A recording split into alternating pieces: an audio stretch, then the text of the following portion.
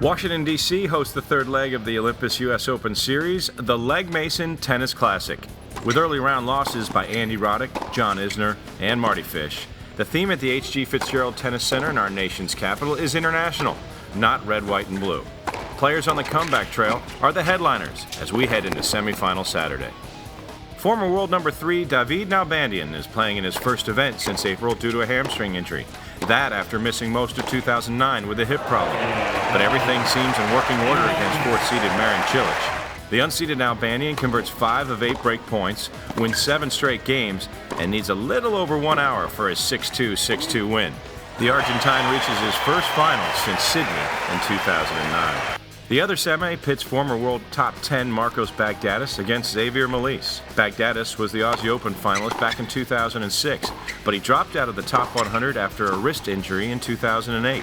He is seeded 8th in D.C., races to a 6-2 win in the first set, but Malisse finds his game in the second and is leading 4-3 when Baghdatis twists an ankle and is forced to play through yet another injury. He breaks Malisse to go up 6-5, but the Belgian does not waffle, and he breaks right back for 6-all. In the tiebreaker, it's all Baghdatis. He jumps to a 6-1 lead and wins 7-4. Marcos has a very impressive 11-3 record in tiebreaks this year and heads to his second final in 2010. The final set up a showdown between 2 former top 10 players and major finalists, both of whom have suffered setbacks over the last 18 months. Nalbandian, due to injury, had slipped outside the top 100 to 117th in the world, but looked like the David of old, pressuring Baghdatis with his trademark backhand. A pair of breaks early put the Argentine in position to serve for the set, and he did just that. Nalbandian emerging with a 1-set lead, taking the set 6-2. Baghdatis was in danger of being broken straight away to begin the second, but the one-time 8th-ranked Cypriot, who himself had fallen on hard times due to injury and outside the top 100, saved serve and began to show the form that had him reaching the 2006 Australian Open final. The pair exchanged breaks, but neither could capitalize as the lead seesawed back and forth, careening towards a tiebreak. Once there, Nalbandian seized control. Measuring his ground strokes perfectly, he raced to a 5-love lead. Baghdatis did his best to fight back, winning 3 straight points, but Nalbandian was not to be denied.